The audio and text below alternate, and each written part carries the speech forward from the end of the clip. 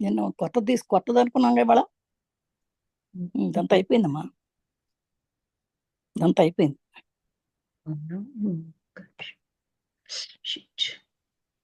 కుండలిని శక్తి అది అయిపోయింది.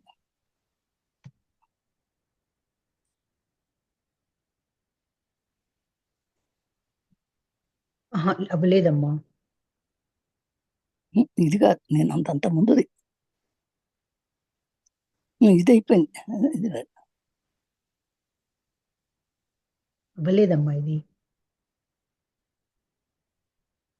సరే ఏదైనా కానీ మొత్తం అది చదివేది అయిపోయింది. తర్వాత మొదలెట్టాము, కొత్తది మొదలు పెట్టాలి కదా అనుకున్నాం. బ్రహ్మం సర్వాంతర్యామి. భగవంతుడు అందరిలోనూ ఉన్నాడు, కానీ అందరూ భగవంతుడిలో లేరు. అందుచేతనే వారు బాధపడుతున్నారు. సర్వం నారాయణుడే. మానవుడు నారాయణుడు, మృగం నారాయణుడు, మహర్షి నారాయణుడు, మోసగాడు కూడా నారాయణుడే. ఉన్నదంతా నారాయణుడే. అతడే అనేక రూపాలలో క్రీడిస్తున్నాడు. సమస్త వస్తువులు నారాయణుడి వివిధ రూపాలు, అతడి అనంత విభూతులు. భగవంతుడు ఇలా అంటాడు: కాటు వేసే పామును నేనే, విషాన్ని తొలగించే మాంత్రికుణ్ణి నేనే, శిక్షణలు విధించే దండనాధికారిని నేనే, ఆ శిక్షణలు అమలు జరిపే కింకరుణ్ణి నేనే. వివిధ జంతువుల్లో దివ్యశక్తి వివిధ రీతుల్లో వ్యక్తమవుతుంది. ఎందుకంటే ఏకత్వం కాదు, భిన్నత్వమే సృష్టి ధర్మం. భగవంతుడు సర్వాంతర్యామి. చిన్న చీమల్లోనూ భగవంతుడున్నాడు. భేదమంతా వ్యక్తీకరణలోనే మాత్రమే. ఎవరిని అనేకులు గౌరవిస్తారో, పూజిస్తారో, అనుసరిస్తారో వారిలో దివ్యశక్తి విశేషంగా ప్రకాశిస్తూ ఉంటుంది. అలాంటి ప్రభావం లేని వారితో తక్కువగా ఉంటుంది. బ్రహ్మం సర్వాంతర్యామి అంటే బ్రహ్మం అంటే భగవంతుడు. భగవంతుడు అనేవాడు సర్వాంతర్యామి. ఎక్కడున్నాడు అంటే ఎక్కడున్నాడు అంటాం. ప్రహ్లాద్కి చెప్పాడు కదా, ఎక్కడ లేదు అక్కడ, ఎక్కడ ఉందో సందేహం లేదు చూపిస్తాడు కదా. అలాగే బ్రహ్మ అనేది, ఆ భగవత్ పదార్థం అనేది సర్వాంతర్యామి. ఎక్కడంటే అక్కడే ఉంటుంది. నువ్వు నమ్మాలి, కానీ నమ్మకం ఉంటే ఎక్కడ చూస్తే అక్కడే భగవంతుడు కనపడతాడు మనకి. భగవంతుడు అందరిలోనూ ఉంటాడు. లేని వస్తువు అంటూ లేదు. భగవంతుడు లేని వస్తువు అసలు లేదు ఎక్కడ. కానీ అందరూ కూడా ఏమంటారు, భగవంతుడు లేరు, అందుచేతనే వారు బాధపడుతున్నారు అనుకుంటారు. సర్వం నారాయణుడే. మానవుడు నారాయణుడు. సర్వం నారాయణ అనే మాట మన మనసులోకి రావాలి, మన బుద్ధిలో ఖచ్చితంగా స్థిరపడించుకోవాలి. అప్పుడు తెలుసు మానవుడే నారాయణుడు, నువ్వు నారాయణుడు, అని ఎదుటివాడు నారాయణుడే, నీ పక్కవాడు నారాయణుడే, మృగము నారాయణుడే, మహర్షి నారాయణుడే, చీమ దోమ అన్నీ నారాయణుడే, ఒక మోసగాడు నారాయణుడే. అసలు ఉన్నదంతా ప్రపంచంలో కనపడే వస్తువు అంతా నారాయణుడే. అతను అనేక రూపాల్లో ఉంటాడు. సమస్త వస్తువులు నారాయణ విధి రూపాలు. అతడి అనంత విభూతులని మనం అనుకుంటే తెలుస్తుంది. నమ్మలేదు, భగవంతుడు లేడు ఉన్నాం అనుకోండి, ఇక భగవంతుడు లేడు, ఎక్కడా ఉండడు. భగవంతుడు ఇలా ఉంటాడు, ఇలా అంటాడు. ఇంకా భగవంతుడు ఆయన అంటాడట, కాటు వేసే పాముని నేనే, విషాన్ని తొలగించే మాంత్రికుణ్ణి కూడా నేను, శిక్షలను విధించే దండనాథుడిని నేను, ఆ శిక్షలు అమలు జరిపే కెక్కరుని నేను అంట. ఇప్పుడు పాము తనే, పాముల విషం తనే. పాము ఏమన్నా కలిసింది అనుకో, దానికి కూడా ఆయనే కారణం, దాన్ని తగ్గడానికి కూడా ఆయనే కారణం, చచ్చిపోతే కూడా ఆయనే కారణం, అన్నిటికీ ఆయనే కారణం. అంటే దండనాధికారిని నేనే అన్నాడు కదా, దండిస్తాడు శిక్షణ. ఆ శిక్షణ సక్సెస్ అవడానికి, ఫెయిల్ అవడానికి కూడా ఆయనే కారణం. అలాగే ఎక్కడంటే అక్కడే ఆయన ఉన్నాడని మనం అలా నమ్ముకోవాలి. ఎందుకంటే వివిధ జంతువుల్లో దివ్యశక్తి వివిధ రీతిలో ప్రకాశిస్తుంది. వివిధ జంతువులు ఒక్కో జంతువులు ఒక రకంగా ఉంటుంది, అన్ని జంతువులు ఒక రకంగా ఉండవు, అందరి మనుషులు ఒక రకంగా ఉండరు. ఎందుకంటే ఏకత్వం కాదు అది, భిన్నత్వే మనం చూస్తాం. ఇది సృష్టి ధర్మం. మనం ఆడు వేరు, ఆడు ఇట్లా ఉన్నాడు, ఇట్లా ఉన్నాడు, ఆడు పొట్టి ఉన్నాడు, ఇటు పొట్టి ఉన్నాడు, నల్లగా ఉన్నాడు, తేల అని అన్నీ మనం చెప్పుకుంటూ ఉంటాం. కానీ భగవంతుడు మాత్రం సర్వాంతర్యం. భగవంతుడు నువ్వు ఎలా ఉన్నాడు అనుకుంటే అలాగే కనపడతాడు. చిన్న చీమలోనూ భగవంతుడు ఉన్నాడు. భేదాలు ఇవి చూడాలంటే మనలోనే ఉంది కదా. సృష్టి అంతా ఒకటేనమ్మా. ఆ సృష్టి చూసే మన దృష్టి ఉందే, ఆ దృష్టిలో మార్పు ఉంది, కానీ సృష్టిలో మార్పు లేదు అని చెప్తున్నాడు అనమాట. ఈ స్థూల శరీరంలో భగవంతుడు ఎలా ఉంటాడు? చిమ్మిన గొట్టంలోని కాడ మాదిరి ఉంటాడు. శరీరంలో ఉండే భగవంతుడు దాన్ని అంటకుండా ఉంటాడు. ఇక్కడ ఒక మాట నేను చెప్పలేదు. ఇక్కడ ఎవరినైతే అనేకులు గౌరవిస్తారో, ఇప్పుడు ఒక్కొక్కసారి మనం ఇప్పుడు లేకపోయినా సరే పత్రిజీ గారిని మనం అందరు గౌరవిస్తున్నాం. అలాంటి వాళ్ళు ఆయన ఉన్నాడు ఒక్కడే. ఆయన ఏమన్నా ఎవరి దగ్గర డబ్బులు తీసుకున్నాడు మన దగ్గర ఏమన్నా లేదు. మరి ఎంతో మందికి ఆయన గౌరవిస్తారు ఇప్పుడు కూడా. మరి ఆయన బాడీ వికెట్ చేసినా కూడా ఆయన గౌరవిస్తున్నామంటే ఆయన ఎంతో దివ్యశక్తి ఉండబట్టే. ఆ దివ్యశక్తి లేని వాడిని ఎవరిని కూర్చోబెట్టి అక్కడ నువ్వు దీన్ని పూజించండి ఎవరు వెళ్ళరు అక్కడికి. ఆయన అడగకపోయినా డబ్బులు కోట్లు కోట్లు ఇచ్చారు. అలాంటి వాళ్ళకి విశేషంగా మనం అందరినీ ఆకర్షిస్తారు ఆయనలో దివ్యశక్తి ఉండబట్టి. ఈ స్థూల శరీరంలో భగవంతుడు ఎలా ఉంటాడు? చిమ్మను గొట్టం కాడ మాదిరిగా ఉంటాడా? శరీరంలో ఉండే భగవంతుడు దాన్ని అంటకుండా ఉంటాడు. శరీరంలో ఎక్కడ ఉంటాడు? శరీరం అంతా ఉంటాడు. ఇప్పుడు నీ ఆత్మ ఎక్కడ ఉందంటే నువ్వు ఆత్మ అంటావు, నీ సోల్ నీలో ఉందంటావు. ఆత్మ ఎక్కడుందంటే ఏం చూపిస్తారు? ఎక్కడైనా మొత్తం శరీరం అంతా ఉంటది. ఇప్పుడు నీ ప్రాణం ఎక్కడ ఉందని అడుగుతాం అనుకోమ్మా మనం ఎవరినన్నా. నీ ప్రాణం ఎక్కడ ఉందంటే గొంతులో ఉందని చెప్తారా? బ్రెయిన్ లో ఉందని చెప్తారా? తలలో ఉందా? చేతిలో ఉందా? ఎక్కడ? ఒళ్ళంతా ఉంది. ఎందుకంటే చిన్న సూది ఎక్కడన్నా అరికాళ్ళు ఎక్కడన్నా చిన్న గుచ్చినా సరే అమ్మో అంటాం. మరి ఎలా అంటున్నాం? అలాగే భగవంతుడు కూడా అంతటా ఉంది, సర్వాంతర్యామి అని చెప్పడానికి ఇది నిదర్శనం. బ్రహ్మం మానవుడి నైతిక బాధ్యత. సర్వం భగవంతుడైతే ఇక పుణ్యపాపాలనేవి లేవా అని ఒక ప్రశ్న. ఉండను ఉండను ఉన్నాయి, లేను లేవు. మనలోని అహంకారాన్ని అతడు నిలిపి ఉంచేటంత వరకు ద్వైత భావాన్ని, పుణ్యపాప విచక్షణ నిలిపి ఉంచుతాడు. కానీ కొన్ని సమయాలలో అతడు కొందరి అహంకారాన్ని నిర్మూలిస్తాడు. అలాంటి వారు సమస్త పుణ్య పాపాలకు అతీతులవుతారు.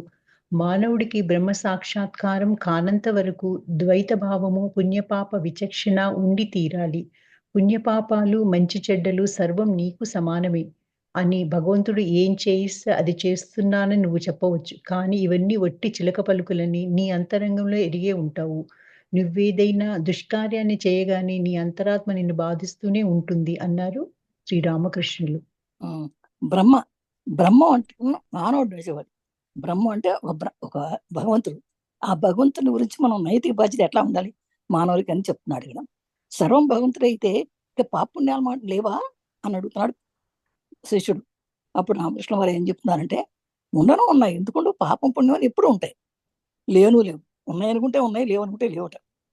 మనలోని అహంకారాన్ని అతను నిలిపి ఉంచేంత వరకు కూడా ద్వైత భావన ఉంటుంది. మనలో అహంకారం మమకారం ఉంటే ద్వైత భావం అంటే రెండు, నేను వేరు భగవంతుడు వేరు అనుకుంటాం. కానీ ఈ పుణ్య పాప శిక్షణ అన్ని ఉంచుకుంటాం. కానీ కొన్ని సమయాల్లో అతడు కొందరి అహంకారాన్ని నిర్మూలిస్తాడు. అలాంటి వారు సమస్త పుణ్య పాపాలకు అతీతులు అవుతారు. ఎప్పుడైతే భగవంతుడు కొన్ని కర్మలను తీసేస్తాడో, కొన్ని సమయాల్లో అతడు వచ్చి కొందరు అహంకారాన్ని తీసేస్తాడో, అలాంటి వాడు పాపుణ్యాలు ఏమీ చేయరు. మానవుడికి బ్రహ్మ సాక్షాత్కారం కానంత వరకు ద్వైతభావం ఉంటుంది. ద్వైతభావం అంటే నువ్వు వేరు నేను వేరు. పుణ్య పాప విశేషం ఉండి తీరాలి. కానీ ఈ పుణ్యాలు పాపాలు అంటే మంచి చెడులు సర్వ నీకు సమానమే అని భగవంతుడు ఏం చేస్తున్నాను నువ్వు చెప్పవచ్చు. నువ్వు చెప్పచ్చు, నేను ఇప్పుడు చెడు గురించి కూడా నన్ను భగవంతుడు చేయమన్నాడు, దొంగతనం చేసి నన్ను భగవంతుడు చేయించాడని అంటే దానికి నిష్కృతి లేదు ఇక. అందుకని ఇప్పుడు మంచి చెడులు అన్ని సర్వం నేను భగవంతుడే చేపిస్తాను, నాతో భగవంతుడే చేస్తున్నాడు అని అంటారు, చెప్పచ్చు. కానీ ఇవన్నీ ఒట్టి చిలక పలుకులు.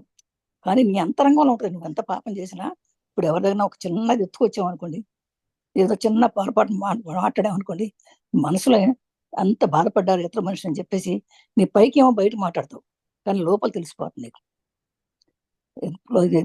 నువ్వేదైనా దుష్కార్యాన్ని చేయగానే నీ అంతరాత్మ లోపల బాధిస్తూనే ఉంటుంది. అయ్యో వాళ్ళకి కర చేశాను, వీళ్ళకి కరకం చేశాను, అయ్యో అయ్యో అయ్యో అని లోపల పైకి ఏం గంభీరంగా ఉన్నా కూడా లోపల అంతరాత్మ నేను బాధిస్తూనే ఉంటుంది. అది కంప్లీట్ పూర్తిగా పోయే వరకు కూడా. ఏ పని చేయడానికైనా భగవంతుడే ప్రేరేపిస్తుంటే నా పాపానికి నేను బాధ్యుణ్ణి కాను కదా అని ఒక ప్రశ్న. దుర్యోధనుడు కూడా ఇలాగే అన్నాడు. ఓ సర్వేశ్వర, నువ్వే నా హృదయాంతరువి, నువ్వేమి చేయించిన నేనది చేస్తున్నాను. కానీ భగవంతుడే కర్త అని తాను నిమిత్త మాత్రుడని నిజంగా నమ్మేవాడు ఎలాంటి పాపాన్ని చేయలేడు. పరిపూర్ణుడైన నాట్యగాడు ఎప్పుడూ తప్పటడుగు వేయడు. నిజానికి హృదయం పరిశుద్ధమైతేనే కానీ భగవంతుడున్నాడని కూడా నమ్మలేడు అన్నారు శ్రీరామకృష్ణుడు. ఏ పని చేయడానికి భగవంతుడు ప్రేరేపిస్తూ అనుకుంటాడు అనమాట. నేను ఏ పాపం చేసినా సరే నేను బాధ్యం కదబ్బా, భగవంతుడు చేపించాడు నేను చేశాను అని అంటారు కొంతమంది, తేలిక కొట్టి పారేస్తాను. దానికి ఇప్పుడు శ్రీరామకృష్ణుడు చెప్తున్నారు. దుర్యోధనుడు కూడా అలాగే అన్నట్ట. దుర్యోధనుడు విదురుడు చెప్తున్నా కూడా వినడు. ధృతరాష్ట్రుడు చెప్తాడు, తండ్రి చెప్తాడు ఇట్లా విదురుడు ఇట్లా అన్నాడు అని, అయినా కానీ వినడు అనమాట. కానీ మంచి తెలుసు, ధృతరాష్ట్రుడు అంటాడు నాకు మంచి ఏదో తెలుసు విదురా, కానీ నా చేయబుద్ధి కావట్లేదు. మంచి తెలుసు అంట, తెలిసి కూడా చేయబుద్ధి కావట్లేదు, నా బుద్ధి అలా ఉంది, ఇప్పుడు ఏం చేయను అని అంటాడు అనమాట. అందుకని అలాగే అంటాడు, ఓ సర్వేశ్వరా నువ్వే నా హృదయంలో ఉన్నావు, నువ్వేమి చేయించినా నేను అది చేస్తున్నా, అందుకని నా హృదయం ఇది చేయమంటాను, అందుకని అదే చేస్తున్నాను నేను. కానీ భగవంతుడే కర్తని తన నిమిత్త మాత్రమే నిజంగా నమ్మేవాడు. కానీ అలా కాకుండా స్వచ్ఛంగా కల్మషం లేకుండా కనుక సర్వేశ్వరుడే ఆ భగవంతుడే నాలో ఉన్నాడు, నా హృదయాంతరం నువ్వేను అని చెప్పి అనుకున్నవాడు అసలు తప్పు చేయడు. కానీ భగవంతుడే కర్తని తాను నిమిత్త మాత్రం నిజంగా నమ్మేవాడైతే ఎలాంటి పాపాన్ని చేయడు. పరిపూర్ణుడైన నాటగాడు. ఇప్పుడు నాట్యం చేసేవాడు, డ్యాన్స్ చేసేవాడు, బాగా నాట్యం చేశాడు అనుకో, ఆడు బాగా నేర్చుకున్నాడు అనుకో, బాగా పట్టభద్రుడు అయిపోయాడు, వాడు తప్పటడుగు ఏమన్నా లేడు. అలాగే నిజానికి హృదయం పరిశుద్ధమైతే కానీ భగవంతున్నాడని నువ్వు నమ్మవు. నువ్వు ఖచ్చితంగా నీ హృదయంలో పరిపక్వంగా ఉండాలంటే అబద్ధం ఆడుకోకుండా, అన్యాయం చేయకుండా, మంచి ఆలోచన చేసుకుంటా ఉంటే ఆ భగవంతుడు వచ్చి నీకు రూమ్లో హృదయంలో కూర్చుంటాడు. కానీ ఏం చేయకపోతే భగవంతుడు రాడు. ఓ భక్తుడు ఇలా అన్నాడు, స్వామి నాకొక సందేహం ఉంది. మనకు స్వేచ్ఛ ఉందంటారు. అంటే ధర్మం గాని, అధర్మం గాని, మరేది గాని మన ఇష్టానుసారం చేయగలమంటారా? నిజమా? మనకు నిజంగా స్వాతంత్రం ఉందా? సర్వం భగవత్ సంకల్పం మీద ఆధారపడి ఉంది. ఇదంతా అతడి లీల. అతడు మనతో అనేక కార్యాలను మంచివి, చెడువి, ఉత్తమమైనవి, నీచమైనవి చేయిస్తున్నాడు. వీటన్నింటికి మూలం అతడే.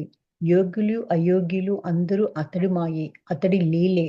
ఉదాహరణకు చూడండి, తోటలోని చెట్లన్నీ ఎత్తులో గాని, రమణీయకతలో గాని, సోయగంలో గాని ఉండొండుతో సమానం కావు కదా!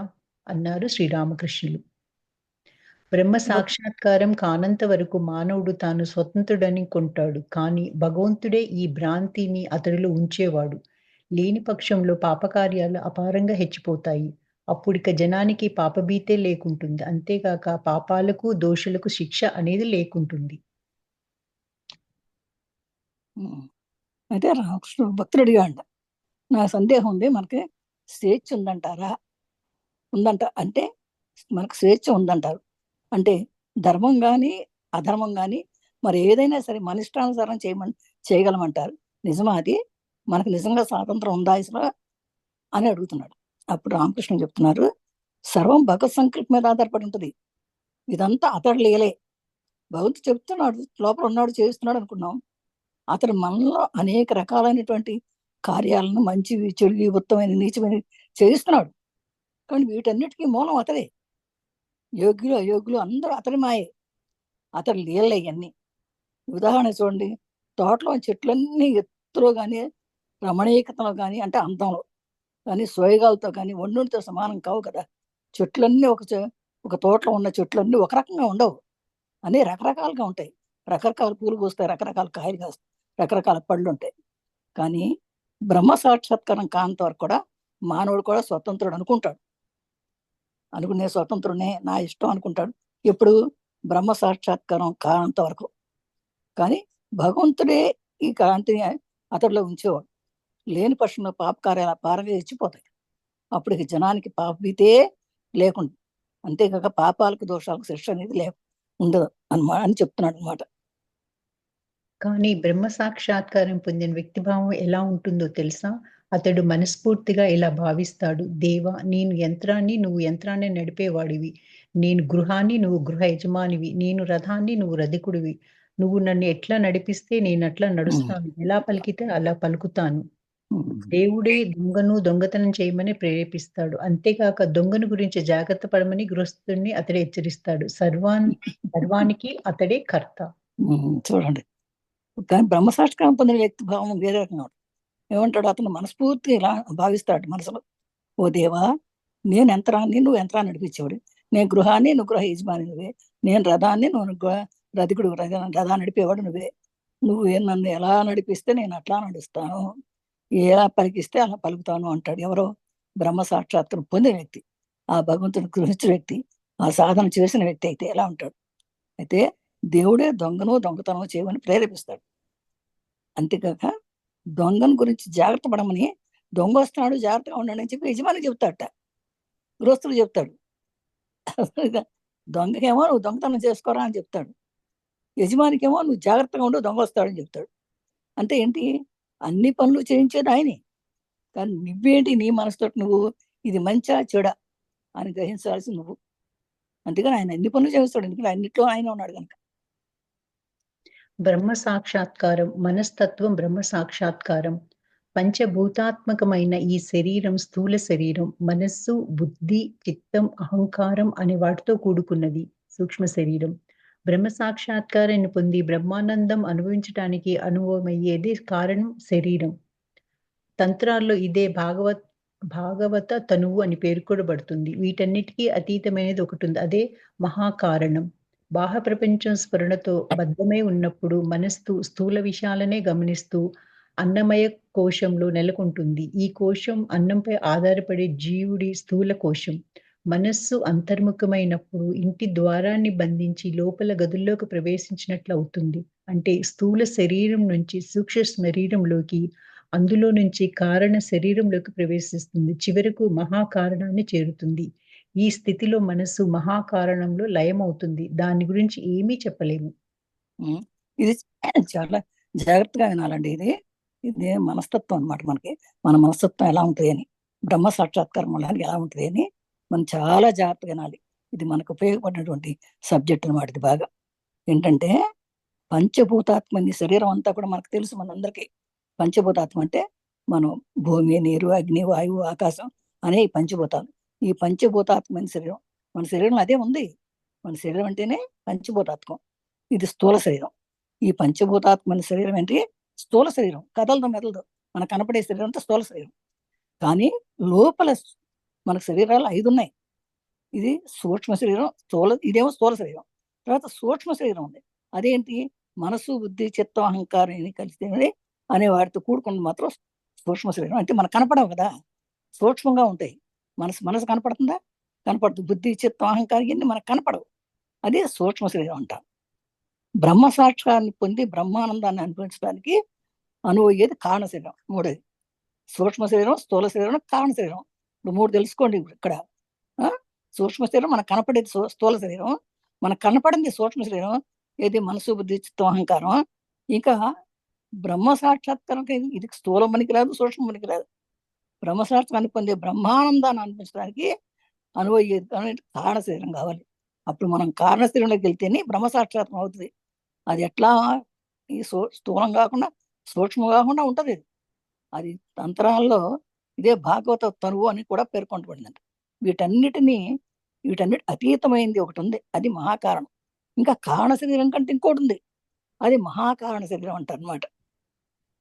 అయితే ఈ బాహ్య ప్రపంచ స్ఫురణలో ఉన్నసేపు అంటే మనకు నాది, నీది, నా వాళ్ళు, నీ వాళ్ళు అనేది బాహ్య ప్రపంచంలో ఉన్నంతసేపు బద్ధమైనప్పుడు మనసు స్థూల విషయాలనే గమనిస్తుంటది. నాది అనే గమనిస్తుంది. అన్నమయ కోసం నెలకొంటుంది. అంటే ఈ అన్నమయ కోసం మన శరీరాన్ని పెంచుకోవడానికి. ఈ కోసం అన్నంపై ఆధారపడి జీవుడి స్థూల కోసం ఉంటుంది.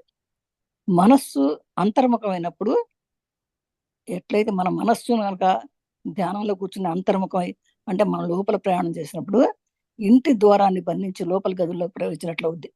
అంటే ఇల్లునంత తాళం వేసి లోపలికి వెళ్ళినట్టుగా ఉన్నట్టు మన శరీరంలో ఉన్న భాగాలన్నీ కూడా, ఇంద్రియాలన్నీ కూడా లోపల పెట్టుకుని మనస్సును బంధించి కూర్చుని ధ్యానం చేస్తామే, అట్లా అవుతుంది అన్నమాట. అది అంటే అది మన స్థూల శరీరం నుంచి సూక్ష్మ శరీరంలోకి వెళ్ళిపోయాం.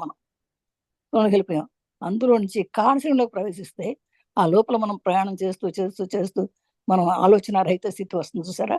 అప్పుడు ఆ చివరికి మన కారణ శరీరానికి వెళ్ళిపోయి అక్కడి నుంచి ఇంకా పూర్తిగా లయమైపోయి మహాకారణ శరీరంలోకి వెళ్ళిపోతాం అనమాట. ఆ స్థితిలోనే మనకి భగవత్ సాక్షాత్కారం అవుతుందంట. ఈ స్థితిలో ఈ చైతన్య దేవుడికి 3 విధాలైన స్థితులు ఉండేవి. మనస్సు స్థూల శరీరంలోను, సూక్ష్మ శరీరంలో నెలకొని ఉండే బోధావస్థ. మనస్సు కారణ శరీరానికి ఎగిసి కారణానందం అనుభవించే అర్ధబోధావస్థ. 3 స్థూలమైన మహాకారణంలో మనస్సు పూర్తిగా లయించే అంతర్ముఖ బోధావస్థ లేక తురియావస్థ. ఈ స్థితులకు వేదాంతములో పేర్కొనబడే పంచకోశాలకు ఎంతో పోలిక ఉంది. స్థూల శరీరమైన అన్నమయ ప్రాణమయ కోశాలు, సూక్ష్మ శరీరమైన మనోమయ విజ్ఞానమయ కోశాలు, కారణ శరీరమైన ఆనందమయ కోశం అనేవి పంచకోశాలు.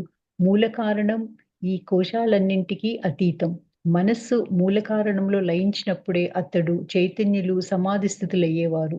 ఇదే నిర్వికల్ప సమాధి లేక జడ సమాధి అని పేర్కొనబడతారు. ఇది చాలా గొప్ప విషయం. దీన్ని బాగా కాన్సన్ట్రేట్ చేసి వినండి. కావాలంటే ఇంకోసారి చదువుదాం. అది ఈ చైతన్య దేవుడికి 3 విధాలైన స్థితులు ఉంటాయండి. ఎట్లా అంటే మనస్సు ఎప్పుడు కూడా స్థూల శరీరంలోనే ఉంటుంది. మనసు స్థూల శరీరంలోనూ సూక్ష్మ శరీరంలోనూ నెలకొని ఉండే బోధావస్థ అంటారు దాన్ని. ఇది మనకు ఉండే స్థూల శరీరం, సూక్ష్మ శరీరం. ఈ మనస్సు ఉంది చూసారా, ఆ లోపల మనసు మనకు కనపడదు కదా, ఆ లోపల కారణ శరీరానికి కోసం ఇది చూస్తుందన్నమాట. కారణ శరీరం అంటే కారణానందం, ఒక కారణం. ఇది ఏ కారణంతో కూర్చుంటాం అని సాధనం, భగవత్ సాక్షాత్కారం కావాలని కూర్చుంటాం. భగవత్ సాక్షాత్కారం ఆనందం ఉందనుకుంటాం. ఆ ఆనందాన్ని అనుభవించడానికి మనం అర్ధబోధ అవస్థ అంటారు. తర్వాత ఆ మూలమైనటువంటి తర్వాత ఇంకా కారణ శరీరంలో వెళ్ళిపోయి ఆలోచన రహిత స్థితిలో కూర్చుంటే మహాకారణం వెళ్ళిపోతాం. ఆ మహాకారణం ఎట్లా ఉంటుందంటే పూర్తిగా మనసు లయించిపోతుంది. అంటే మనకి ఏమి శరీరంలో ఏ నొప్పులు కనపడవు. ఎంతసేపు కూర్చున్నానికి తెలియదు. ఆనందమే ఆనందం. అంతర్ముఖ బోధావస్థ అంటారు దాన్ని. అది తురీయ అవస్థ అంటారు దాన్ని. ఆ అవస్థ అది వెళ్ళిపోతాం అనమాట దానికి. అయితే ఈ స్థితుల్లోకి వేదాంతంలో పేర్కొబడే పంచకోశాలకు పోలింది. పంచకోశాలు అని అంటాం అనమాట. స్థూల శరీరం అన్నమయ కోసం, ప్రాణమయ కోసం, మనోమయ కోసం, విజ్ఞానమయ కోసం, ఆనందమయ కోసం 5 కోశాలు ఉన్నాయి. మనకి 5 కోశాలు ఉంటాయి అన్నమాట.